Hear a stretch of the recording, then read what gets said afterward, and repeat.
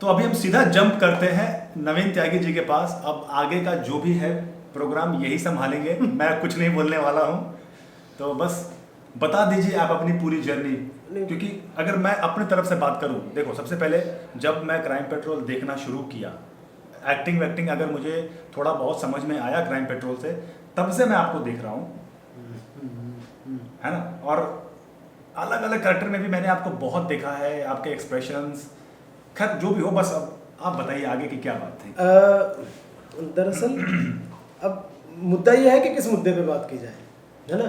हाँ। क्योंकि मेरा मानना ऐसा है कि जीवन में कुछ अलग अलग पड़ाव होते हैं। जैसे आपके बचपन से लेके जवानी, जवानी के बाद थिएटर, नहीं जवानी में थिएटर थिएटर के बाद फिर एक स्ट्रगल, और स्ट्रगल के बाद काम करने वाला दौर। मैं सक्सेस अभी भी मुझे ऐसा लगता है, मैं झूठ बोलूँगा अगर मैं ये कहूँगा कि मैं सक्सेसफुल हूँ मटेरियलिस्टिकली, ठीक है ना। मैं कंटेंट हूँ, मैं सक्सेसफुल नहीं हूँ, मैं खुश हूँ उससे। लेकिन जिसे सो कॉल्ड सक्सेस के पैरामीटर्स से नापा जाता है, वैसा कुछ नहीं है। तो अब हर एक पे बात की जा सकती है, हर एक पड़ाव मेरे लिए जीवन जैसा है। मेरा बचपन, मेरी जवानी, मेरा थिएटर, मेरा स्ट्रगल और मेरा काम करना। बीच में आशिकी वाला एक दौर रहा जब मैं फुल गालिब, ज़ौक, अच्छा, जावेद अख्तर, गुलजार सब रहा है। अच्छा, उस तरह की आशिकी। हाँ, मैं वैसे ही आशिक। अच्छा, आपको टिंडर ऐप के बारे में पता है? हाँ पता है। क्या होता है ये? कुछ होता है, मुझे पता नहीं मुझे इतना पता है कुछ होता है वो, और वो कुछ कमाल का होता है। हाँ। और वो उसमें मैंने एक बार कोशिश की थी, टिंडर ऐप डाउनलोड करके यार बड़ी प्रोफाइल कमाल बनाया। की चीज़ है, बड़ी कमाल की चीज़ है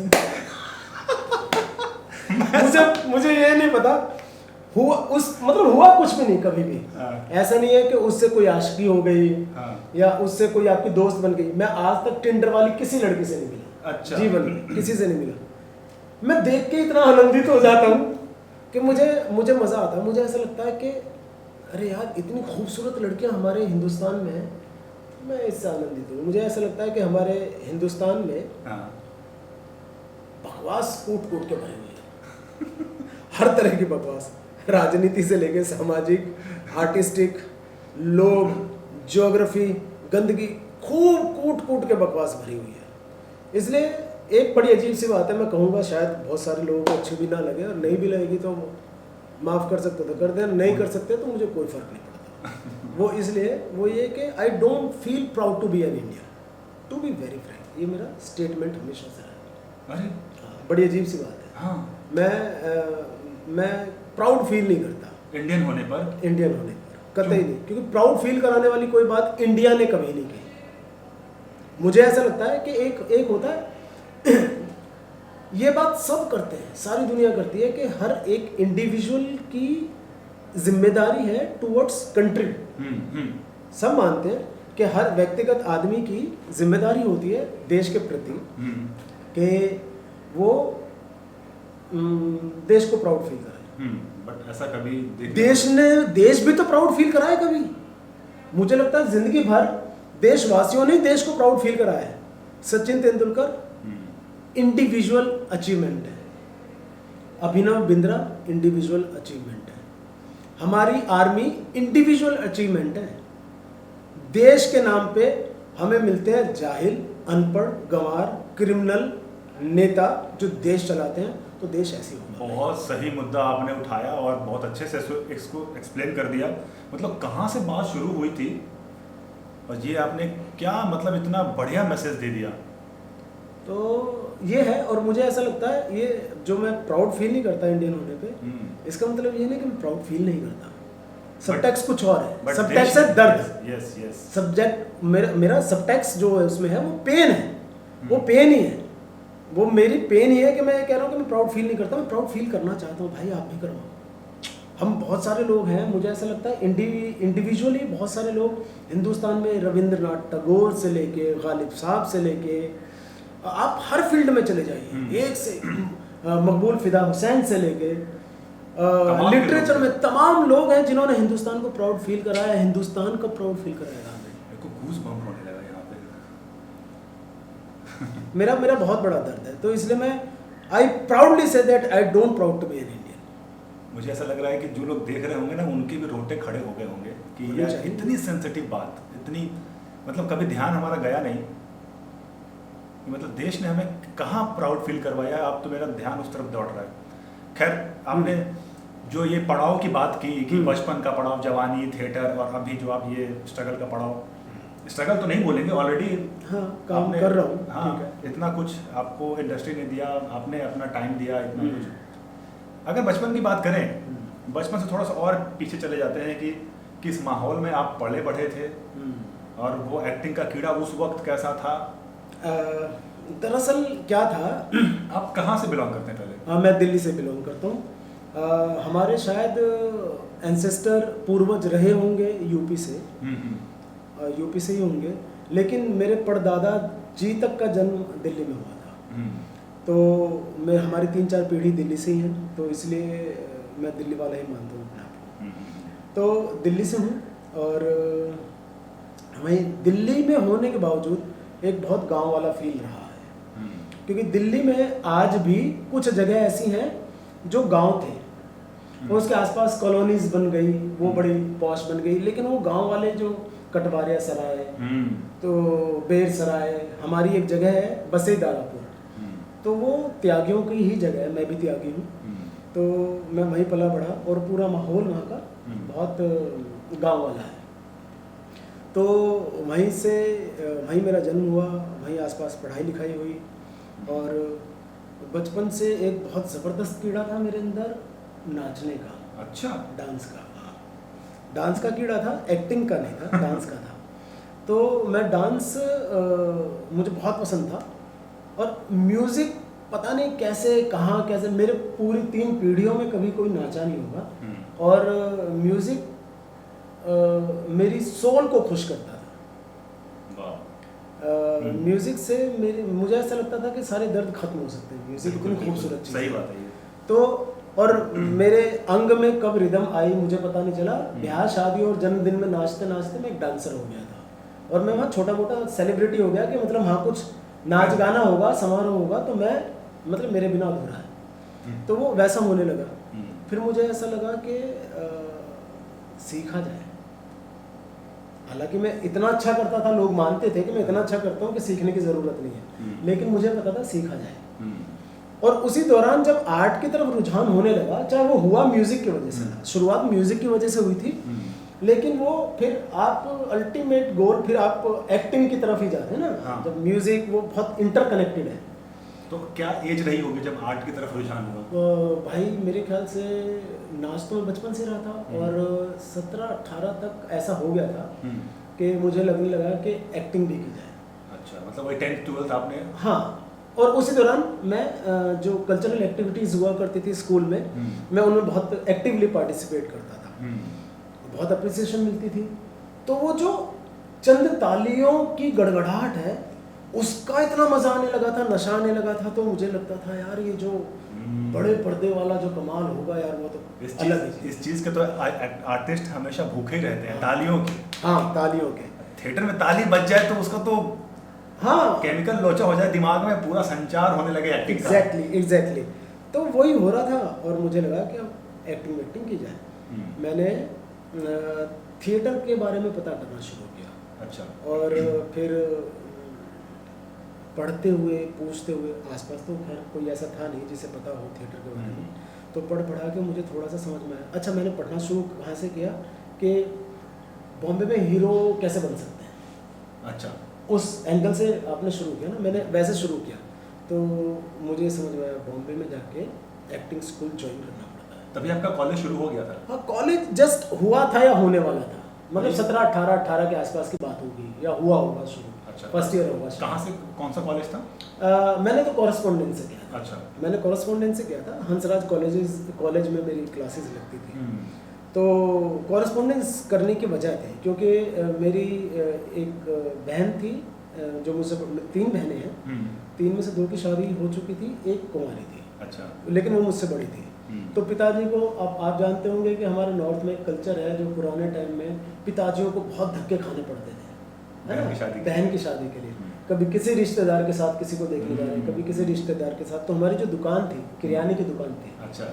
तो मैं उस पर बैठा करता था। तो मैं अपनी जिम्मेदारी संभालता था कि आप जाइए बहन के लिए रिश्ता ढूंढिए, मैं दुकान पर। आप सिंगल ब्रदर थे? मैं सिंगल ब्रदर, तो मैं दुकान पर रहा करता था। तो इसी दौरान कॉरेस्पॉन्डेंस करने से मुझे ये फ़ायदा था कि पिताजी बहन के लिए लड़का देख सकते हैं और साथ ही साथ मैं अपनी आर्ट में टाइम लगा सकता हूँ। तो दोनों पर्पस सॉल्व हो रहे थे और पढ़ाई भी हो जाएगी। मैं पढ़ाई में भी अच्छा ही था। तो भाई ये सब होते होते मैंने थिएटर का पता करना शुरू किया। पता चला यार रोशन तनेजा दिल्ली में? नहीं, बॉम्बे में रोशन अच्छा, तनेजा हाँ। कोर्स करो, या क्योंकि उसमें बहुत सारे नाम आते थे ना, हाँ, बड़े बड़े। किशोर नमित कपूर, अनुपम खेर तो बाद में आए। मैं तो उस टाइम की बात कर रहा हूँ जब किशोर नमित कपूर जस्ट शुरू हुए थे। रोशन तनेजा बहुत पुराने थे। आशा चंद्रा थी। अच्छा, आशा चंद्रा स्कूल। तो वो सब देख के मुझे लगता था कि यार इतने सारे एक्टर्स और हीरो के नाम हुआ करते थे। मुझे लगता था ये लोग बन सकते हैं। मैं तो डांसर भी बहुत अच्छा हूँ और मैं ठीक ठाक गुड लुकिंग भी दिखता था उस टाइम। तो अभी भी ठीक ही दिखता हूँ, उस टाइम ज़्यादा अच्छा दिखता था। तो मुझे लगा कि हो सकता है। और गोविंदा नए नए आए थे। वाह, तब तो भाई मुझे ऐसा लगता था कि मैं गोविंदा में अपना प्रतिबिंब देखता था। बिल्कुल, क्योंकि मेरी कॉमिक सेंस भी उतनी ही अच्छी थी और डांस भी। खैर ये सब पता करते करते जर्नी वहाँ से शुरू हुई थी, उस कमर्शियल एंगल से। फिर मुझे ऐसा लगा कि यार सीधा जाके तो बड़ा मुश्किल हो जाएगा, पहले दिल्ली में कुछ देखते हैं। और दिल्ली में देखने के दौरान पता चला कि मंडी हाउस नाम की सबसे कोई बड़ा, जगह। मैं ये बोलना ही चाह रहा था कि आप तो ऐसी जगह पे हैं जहां पर नाट्य शास्त्र मतलब स्कूल, एक्टिंग ऑफ स्कूल का पूरा मंदिर है। हाँ, हम खुद यहाँ से हम लोग चाहते थे कि यार काश हम दिल्ली में रहते तो मंडी हाउस में ही बैठे रहते, वहीं पे जाके किताबें पढ़ो, नाटक देखो, वहाँ के लोगों से मिलो, वहीं की चाय पियो, शाम को घर आओ। हाँ, एटलीस्ट एक माहौल मिलता रहेगा। बिल्कुल। तो मुझे ये पता चला कि मंडी हाउस कोई जगह है। और फिर उसके साथ साथ मुझे पता चला मंडी हाउस में कोई एक स्कूल है, NSD। हाँ। तो NSD क्या होता है कुछ पता नहीं था। खैर एक दिन ऐसे मुंह उठा के मंडी हाउस पहुंच गए कि देखें तो सही है क्या। और मंडी हाउस गए तो मंडी हाउस में वहाँ का माहौल बहुत ही आर्टिस्टिक सा रहता है ना, और बहुत बुद्धिजीवी किस्म के जीव घूम रहे थे वहाँ, हैं, दाढ़ी वाले भी और झोले वाले भी, और वहीं कथक केंद्र भी है और बिरजू महाराज भी सिखाया करते थे उस वक्त। तो कई छोटे मोटे ग्रुप भी हैं जो रिहर्सल कर रहे हैं। वो सारा माहौल आसपास का लगा बहुत अच्छा, पर समझ में ये आया नहीं कि क्या करें भाई, कहाँ जाएं, किससे बात करें। और मैं शाय था बहुत ज़्यादा, बहुत शर्मीला था, बिल्कुल इसके विपरीत था जैसा आज हूँ। मुझे समझ नहीं आया। 2 दिन 4-4 घंटे एक चबूतरे पे बैठ के मैं वापस आ गया, चारों तरफ देख दाख के। 2 दिन 3 दिन। तभी क्या, कौन सा ईयर था? वो शायद मेरे ख्याल से सन होगा 93 या 4। फिर एक दिन हिम्मत करके भाई एक बंधु के पास गए, हमने उनसे रिक्वेस्ट की कि सर ऐसे ऐसे करना है। मैं जानता नहीं था वो कौन है। तो उन्होंने कहा कि ऐसे ऐसे एक ग्रुप है, वो एक प्ले कर रहा है, आप जाके उनसे मेरा नाम लेके, उन्होंने कुछ नाम बताया था मैं भूल गया, आप वहाँ जाके मिल लीजिए और कर लीजिए। मैं उनके बताए हुए, बट टू कट शॉर्ट, मैं जल्दी जल्दी आता हूँ। मैं उनके बताए जगह पे, बहुत लंबा है, वही कह रहा हूँ, उस पर पूरा 1 घंटा बिल्कुल। तो मैं उनकी बताई जगह पे पहुँच गया और मिला। वो एमेच्योर थिएटर करने वाले लोग थे। तो उनसे मिला, वो एक कोई कमर्शियल नाटक सा कर रहे थे। और मैं जैसे कहा कि मैं अच्छा खासा दिखता था उस वक्त, तो मैं उनसे मिला और उनको कोई 2 हीरो चाहिए थे। उन्होंने 2-4-10 दिन मुझे बुलाया और मुझसे कुछ करवाया नहीं, चाय वाय पिलवाई, वो शायद मेरी डेडिकेशन देखना चाहते हैं। हाँ, यही तो चेक होता है। हाँ, तो जब उन्हें दिखाई दिया तो उन्होंने मुझे वो रोल दे दिया। हमने कुछ प्लेस किए, फिर वो जर्नी शुरू हो गई, फिर रास्ते मिलने लगे, दिमाग खुलने लगा, उम्र बढ़ने लगी, मैच्योरिटी। ये मोन्टाजीज है। हाँ, मतलब हमारे इंटरव्यू के मोन्टाजीज हैं। तो ये 93 से ये सिलसिला शुरू हो गया। सिलसिला शुरू हुआ तो 95 के आसपास तक 2 साल के अंदर मैं काफ़ी कुछ जान गया। हाँ। अब उसे आप आँख बंद करके विजुलाइज कर लीजिए वो कैसे कैसे। हाँ, आपने बहुत सारे प्लेस देखे होंगे, किए होंगे, आए गए, बैठे, मिले लोगों से, फिर सर्कल बनता चला गया, मैच्योरिटी आती गई, 21-22 साल के हो गए। तो आपका पसंदीदा प्ले उस दौरान कौन सा था 2 सालों में? उस वक्त तक भी बहुत कुछ समझ नहीं आ रहा था। हाँ। मैं कमर्शियल, क्योंकि कमर्शियल ही स्टार्ट किया था तो मैं कमर्शियल वाली दुनिया में ज़्यादा था। अच्छा। मैं ये आर्ट वाली दुनिया में नहीं था तब तक। अच्छा, बहुत ज़्यादा। तो ओके। मैंने ऐसा NSD के प्लेस भी नहीं देखे थे। वहाँ से कुछ ऐसा हुआ कि मुझे एक दोस्त मिला जो आज के टाइम में टीवी का बहुत बड़ा स्टार है, शक्ति आनंद। तो शक्ति मेरा लंगोटिया दोस्त है, लंगोटिया यार है आज भी। तो शक्ति और मैं मिले, तो शक्ति ने और मैंने एक आध कमर्शियल प्लेस साथ किए, हम दोस्त बन गए थे बहुत अच्छे। और उसके बाद करते करते शक्ति ने मुझे कहा कि यार यहाँ की बहुत अच्छा थिएटर ग्रुप है, वो लगातार काम करते हैं और बहुत आर्टिस्टिक तरीके से काम करते हैं, हमें वो करना चाहिए। मंडी हाउस में। मंडी हाउस दिमाग खुलने लगा था। अच्छा, वहाँ पे भी अलग अलग ग्रुप होते हैं? बहुत सारे ग्रुप। एक कोई बड़ा ग्रुप का नाम आप बता सकते हैं? वही मैं बताने जा रहा हूँ जिसमें हमने ज्वाइन किया, उसका नाम था अस्मिता थिएटर ग्रुप। अस्मिता इतना नोन है यार। अस्मिता थिएटर ग्रुप, आई थिंक वो मुंबई में भी है। वो अब है मुंबई में भी, लेकिन बेस उनका वही है, गढ़ वही है। अच्छा। तो अस्मिता थिएटर ग्रुप में अरविंद जी, हम अरविंद जी से जाके मिले और तब अस्मिता की शुरुआत भरती। अरविंद बेकारिया? अरविंद गौड़। अरविंद गौड़, हाँ। Arvind yes Gaur. Yes yes. तो हम उनसे मिले और उन्होंने कहा कि आना शुरू करो। हमने जाना शुरू किया। हम महीनों तक मुठे रखते रहे, कुर्सियाँ बिछाते रहे अपने सीनियर्स के लिए और चाय पिलाते रहे और झाड़ू मारते रहे। ये तो करना ही पड़ता है। और ये सब चलता रहा, लेकिन हमें बहुत अच्छा लगता था, देख देख के मजा आता था, सीखते थे। उस वक्त वो कर रहे थे तुगलक। और तुगलक के बारे में बता दूं, आजकल मैं तुगलक ही पढ़ रहा हूँ, उसमें तलफ्फुज़ अरे मतलब नुक्ता कहाँ प्रॉपर लगता है वो, उसके बाद कौन सा कैरेक्टर किस मूड में बात कर रहा है वो, ये पढ़ने से बहुत कुछ आपका क्लियर होगा। डबिंग में भी जाओगे ना तब भी आपको अप एंड डाउन आपको किस तरीके से करना है वो समझ में आएगा।